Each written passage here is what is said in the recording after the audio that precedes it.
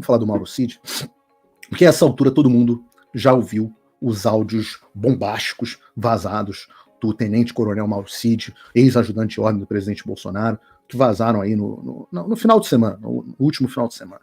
Eu não vou colocar os áudios aqui, porque a essa altura só não ouviu quem estava dentro de uma caverna, quem estava lá na China, mas eu quero usar aqui alguns minutinhos do programa para fazer alguns comentários.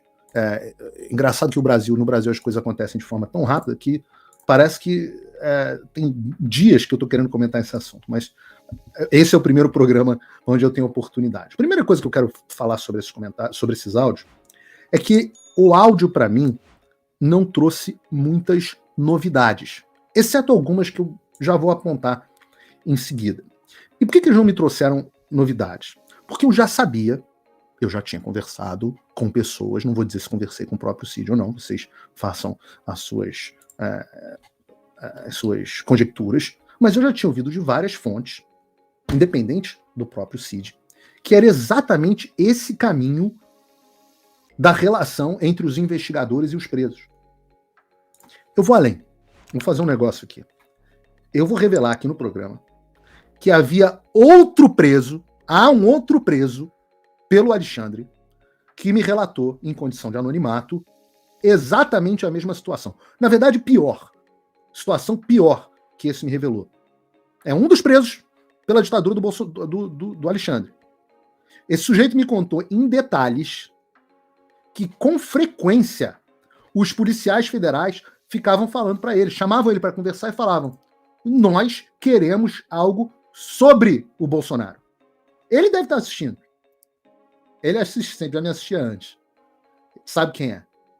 Ainda brincou comigo, dizendo que queria revelar um caso de roubo do Bolsonaro. Aí os investigadores ficaram super animados.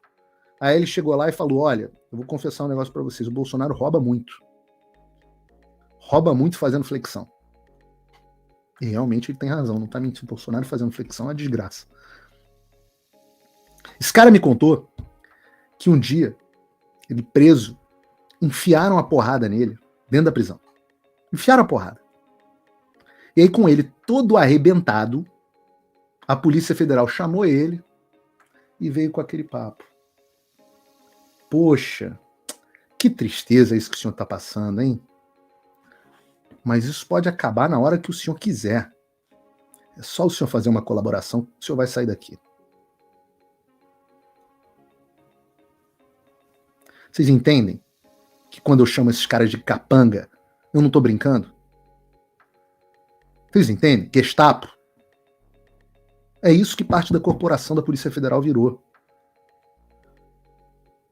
Vejam o documentário na Netflix chamado Homens Comuns. Eu não vi o documentário ainda, mas ele é baseado no best-seller absolutamente fantástico chamado Ordinary Man, que mostra como homens comuns se tornaram torturadores nazistas.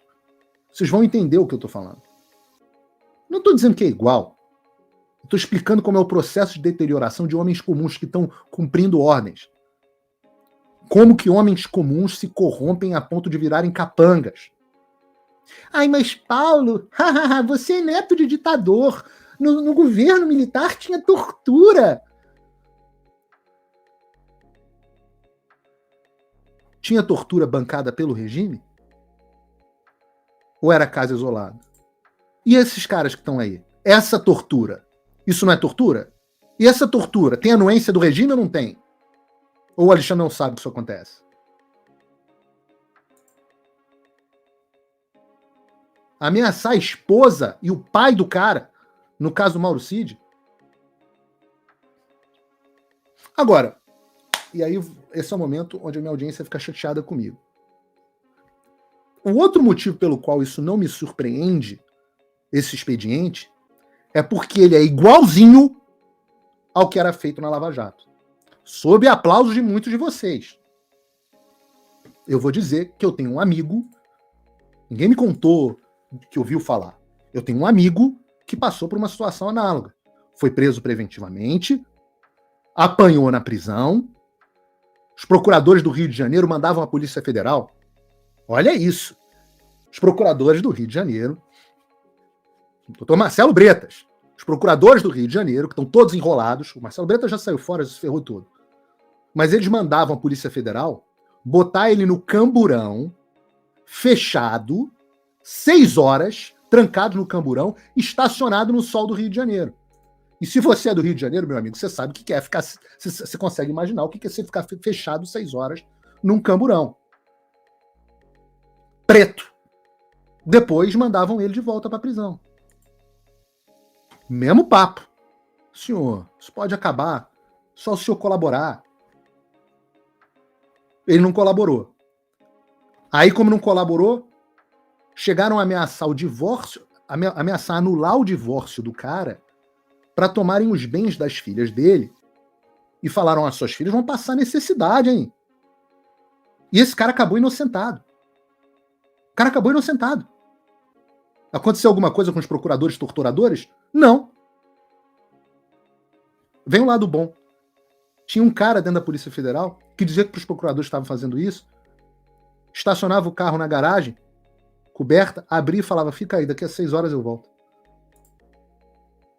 Você vê que tem gente humana e gente desumana dentro da corporação. É por isso que eu sou contra um Estado todo-poderoso. Fora da lei não há nada além da barbárie. Pode ser militar, pode ser civil, pode ser pró-Lula, pode ser contra Lula, pró-Alexandre, pró-Bolsonaro, contra Bolsonaro. Tem que valer a lei, pô. Pro pior bandido. Vocês sabem qual é a diferença da Lava Jato pro que tá acontecendo agora? Na Lava Jato cabia recurso. Tinha quem apelar. Vocês sabem quem soltou o cara a quem eu tô me referindo? O Gilmar Mendes. Cadê o senhor Gilmar Mendes agora? Cadê Gilmar? Garantista, grande jurista. Cadê você? Por onde anda? Tá em Portugal? Cadê o Prerrogativas? Cacai? Pô, grande advogado. Cadê?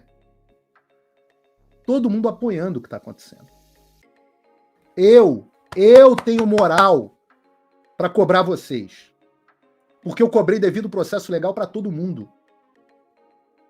Eu defendi até o Marco Aurélio, o ministro Marco Aurélio. Agora tá querido pela direita, mas eu fiquei defendendo sozinho quando ele soltou o André do Rap, porque dizer que o processo não tinha capa, graças a vacilo do Ministério Público. Eu sou garantista. Eu defendo os direitos civis. Gilmar, Prerrogativa, vocês me desculpem, todos oportunistas. Os lavajatistas que dizem: não, tinham 2 Moros. Um Moro juiz e um Moro político. A gente tem que criticar o Moro político e preservar o Moro juiz.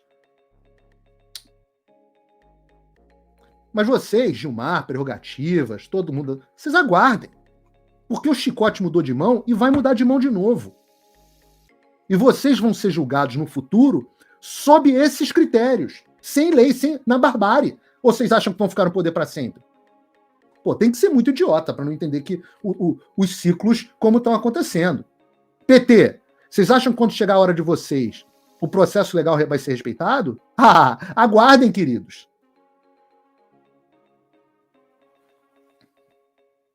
E é claro que depois do vazamento do áudio do Mauro Cid, que a gente não sabe quem vazou, né? A quem interessou o vazamento? Não sei por que o Cid mandou esse troço. Mas depois de tudo isso, o que aconteceu? O cara foi preso. E a imprensa dá uma cambalhota para justificar a prisão, a vergonha, a cobertura da Globo News. Vocês são sem vergonhas. Ah, não, se suspeita que o Cid esteja fazendo jogo duplo. Com quem? E que detalhes da tal da colaboração sigilosa foram vazados naquele áudio para justificar a prisão? A única coisa que se tornou pública foi o fato de que a delação foi obtida, a colaboração foi obtida por coerção. E nenhum jornalista falou nada, não, tá tudo certo. Não, o César Tralli, da Globo News, em vez de falar assim, pô, caramba, delação, tem que investigar isso aí, o cara tá alegando que é colaboração dele, em privado, dizendo que ele tá ferrado, que o Alexandre, que já não há mais lei no Brasil, tem que apurar isso. Não, o que o César Tralli, na Globo News, comete um sincericídio. Também, olha com quem que ele foi mexer. É, né, César? Quase que com um sorrisinho, quase com um sorrisinho no rosto. Foi mexer com o nosso líder, nosso ditador supremo. Dá nisso, né? Não é, César? Vocês passando vergonha, recebendo áudio do advogado do Cid, onde o cara desmentiu a imprensa diretamente, frontalmente. O advogado do Cid que diz que não gosta do Bolsonaro e é fã da Globo News. Mas nem ele aguenta mais tanta mentira. Vejam o vídeo da Bárbara, te atualizei. Posta lá o áudio completo.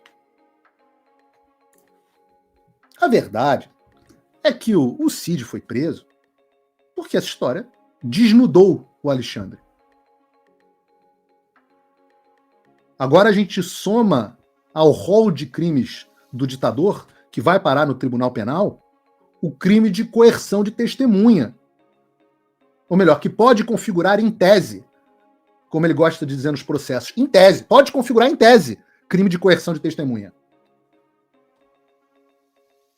E o Cid? É um desses, premiado, carreira linda, primeiro de turma, forças especiais, ajudança de ordem do presidente, tinha tudo para sair general, chegar até 4 estrelas.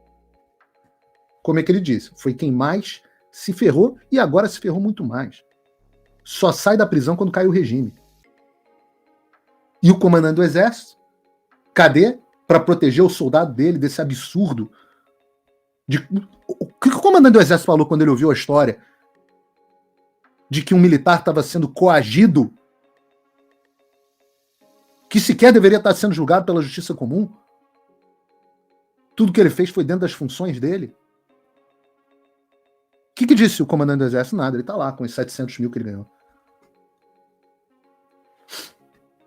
Meu último ponto, que nessa história, que não quer calar. E essa tal dessa reunião do Bolsonaro com o Alexandre na casa do Ciro Nogueira, hein? Eu já tinha ouvido essa história. Ninguém vai lá perguntar ao Ciro Nogueira? Nenhum repórter? Ninguém vai perguntar ao Alexandre? Eu vi o Bolsonaro ontem sair do carro por causa da reportagem do New York Times, já vamos falar sobre isso, cercado de repórteres para falar do negócio da embaixada na Hungria. Nenhuma pergunta ao Alexandre sobre essa reunião com o Bolsonaro? Que reunião é essa? O que eles discutiram? Será que o Bolsonaro faz mais um acordo caracu? Onde o Alexandre entra com a cara e o Bolsonaro entra com o resto? Ele é o rei desses acordos. O Bolsonaro. O rei do acordo caracu. Nem vamos falar de setembro de 2021 aqui hoje. Não vamos falar.